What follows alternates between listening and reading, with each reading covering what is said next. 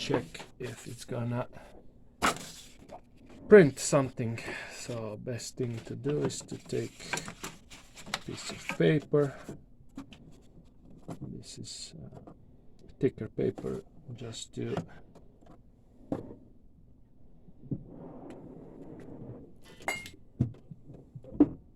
see if we're gonna have the 4 colors on it, CMYK, and if that checks out, then we're good. So let's see if the height is set properly also while we're at it.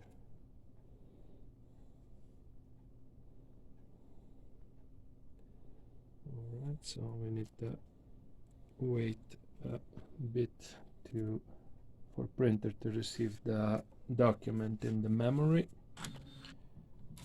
Okay.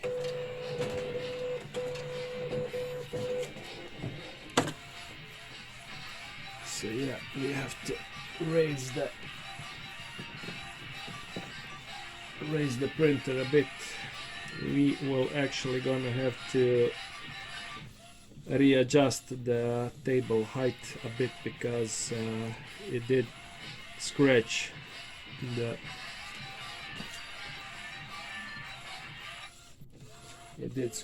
the aluminum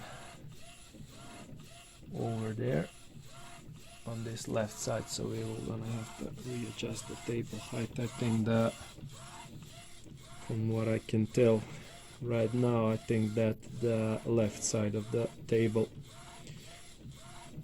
is a bit higher than the right side, so we're gonna have to readjust over there. But as you can see, we got all 4 basic colors over here, so we got the job done. Minor adjustments still need to be checked, but all in all, we got this one up and running again.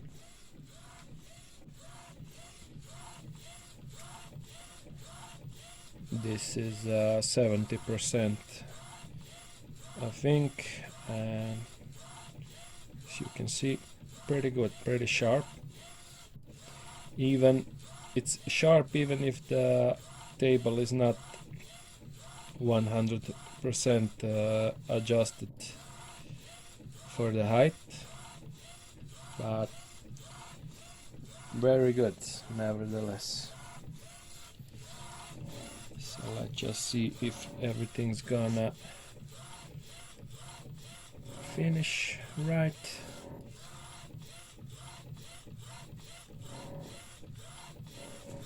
So yeah, some minor adjustments still remain to be done, but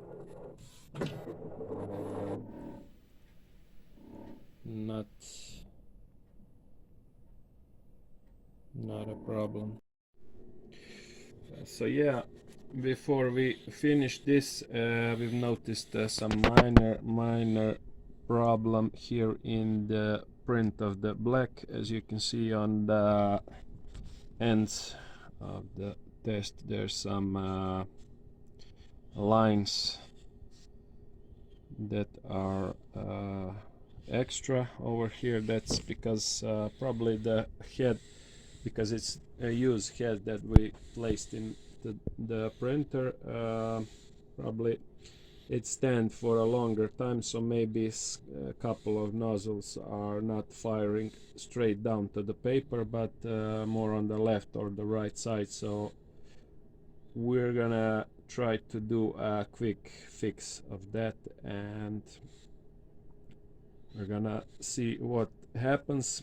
And actually we're gonna wash the channel for the black ink from inside and below, and also while we're doing that we could also deaerate the pipes of the cis because if we do that only with head cleaning over here, then all this air will end up in the cartridge and thus lower the level in the cartridge, and we don't wanna we don't want that, because we don't want to have the ink level in the cartridge lower than the filter inside the cartridge itself, because then he also clogs.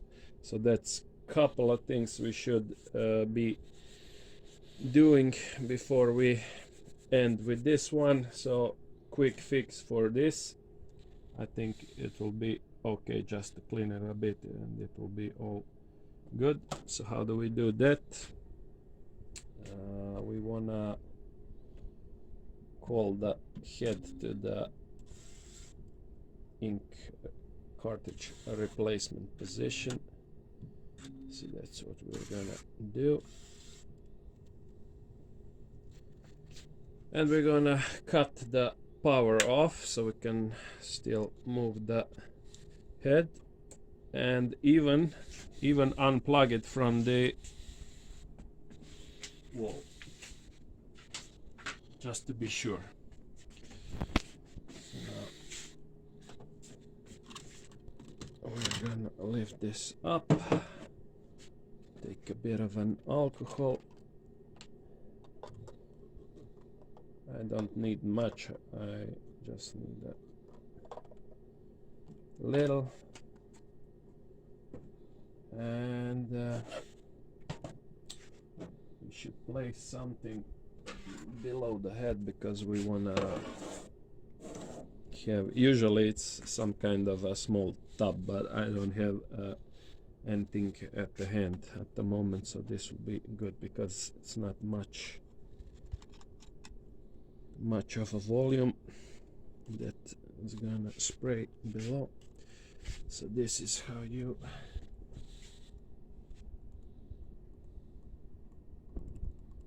we have you cannot see it, but we have, so yeah, we had almost 100% of nozzles, and maybe even 100%. It's hard to see because I don't really have a light at the moment. The head is not lighted up from below at the moment, but the head is pretty good, but probably because it's standing for a while, some nozzles are not firing directly straight down, and also we have a few drops of alcohol now that we've cleaned the head from below, so we're gonna clean that up also. So and it would be a good thing for other channels too. So yeah, that's also what you have to do from time to time if you have any sublimation printer. If there's any alcohol over here on the top of the head, you must be sure to pick that up. So now this is the amount that we sprayed through the head. All right, so we're good that there. And what else? So now when we deaerate this cis, we will be having to turn on one more head clean, because now the alcohol is in black channel. So we want to push the alcohol out and place some ink inside the channeler. We're gonna do that with one head cleaning, should be enough. So, and how do you deaerate this without deaerating the cartridge? So now we want to deaerate only the pipes. How do you do that? You do that with just unplugging the pipe from the entrance here. You should be careful not to lose these seals over here, because if there's gonna be air coming inside the cartridge on this side,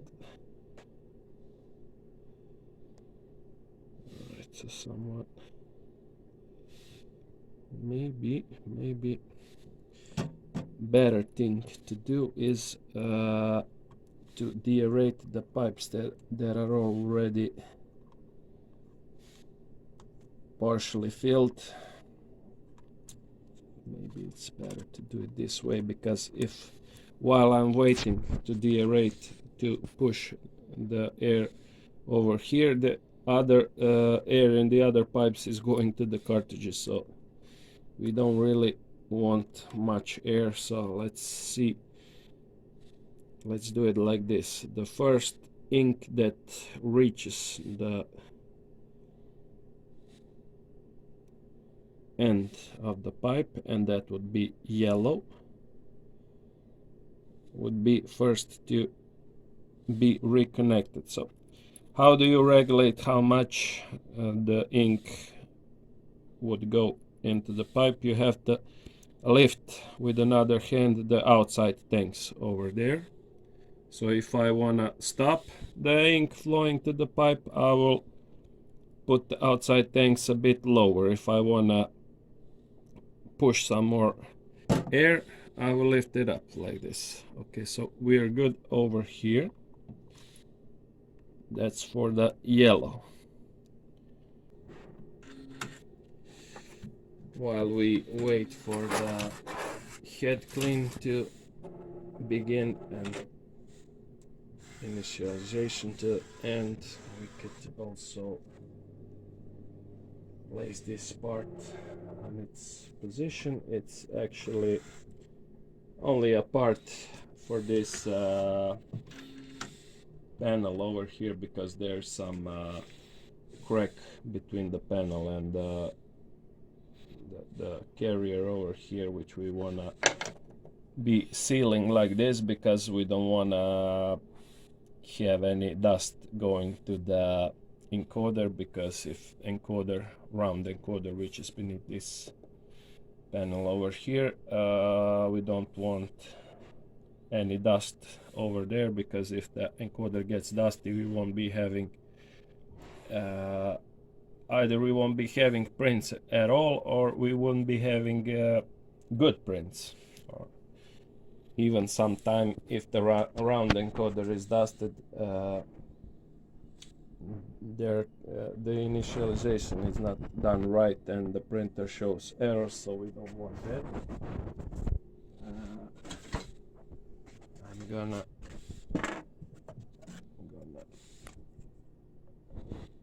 apply some bit of a glue over here to hold it in a position. So let me just spare a second for that.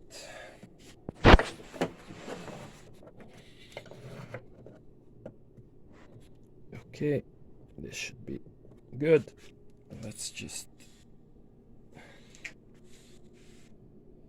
turn on the head clean. So the easiest way to turn on the head clean on these printers and on most of Epson printer is to hold the ink button until it starts doing something. You can do that also in software driver for the printer, but this is the easiest way. So now, and if you're doing such manual cleans and stuff like that, you always have to be sure to disconnect the power supply switch, if you can switch, because some printers don't have switches for power supply. Switch off the power, because liquid and current, they do not mix well together, so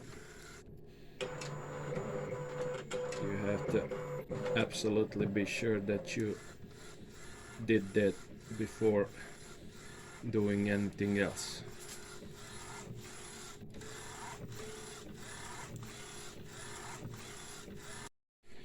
This is one of those situations when you think you got the job done properly, but still there's some new problem arises. So what we've noticed here, when we printed some more CMYK tests, like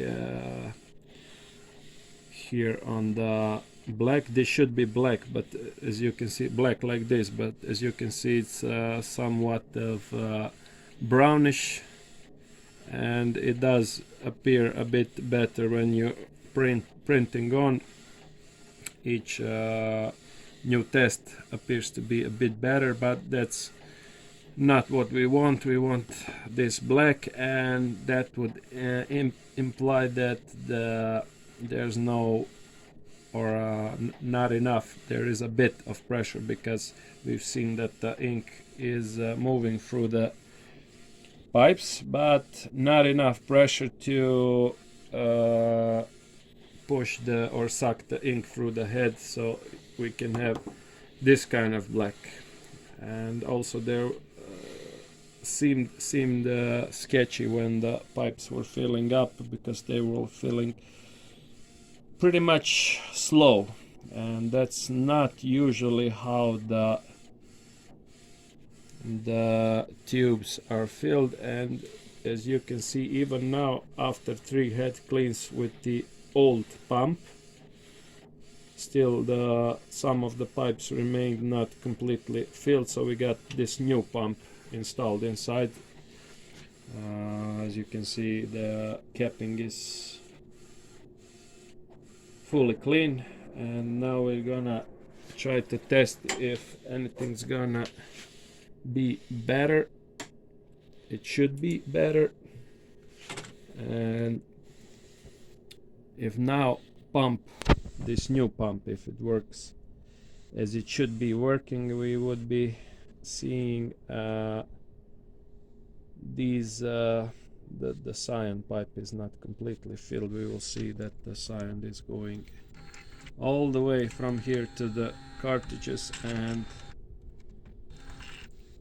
that didn't happen before with the previous pump. So now we're gonna test to see if there's gonna be any more pressure with this new one.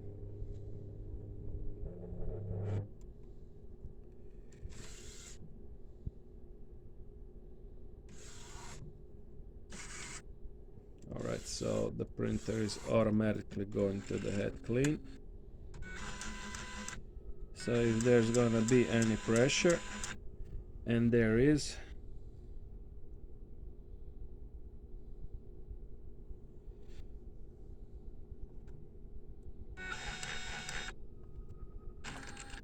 and I think that's what we need.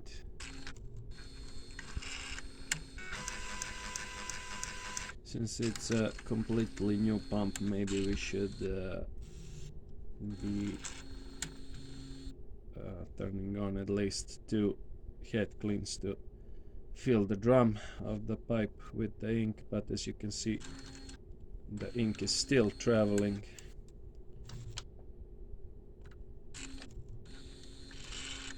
Slowly to the cartridge, and I think we are good now. After one more head clean, we will try to do another test sprint, and we'll check if we have a completely black box on the test. One more just to be sure.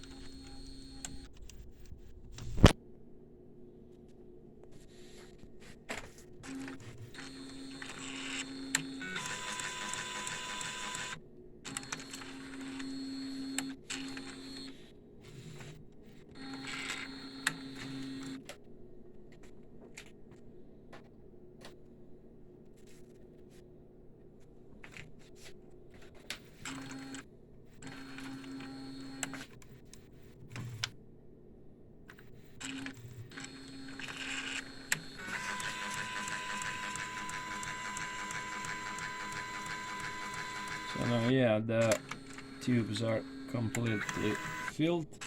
That's what we want. The exit tube over here is also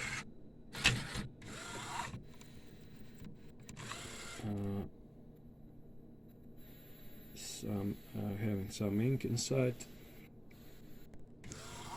So now all we have to do is to have another test print, and if the black box and even the cyan is somewhat weak in the print, if those two are good, then we finally got this printer working as it should be. Just need to fix this up a bit.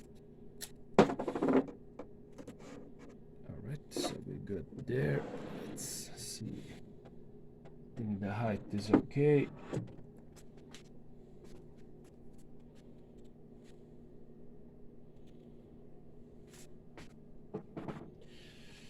So the ink is set to 70%, which would be enough to test it for a paper. Of course, if we are printing something else, we will be going over 100% or so. So let's just see what's gonna happen.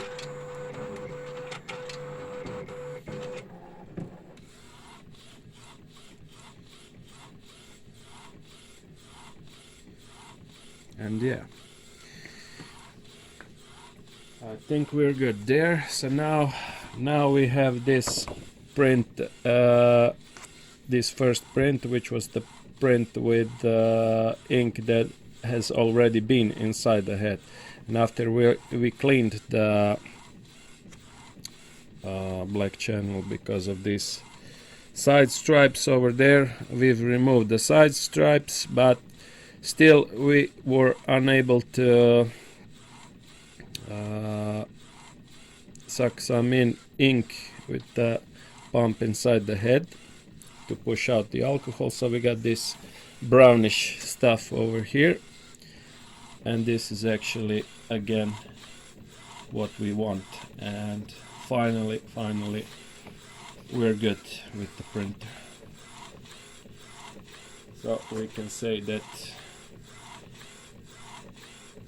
we are done with this one.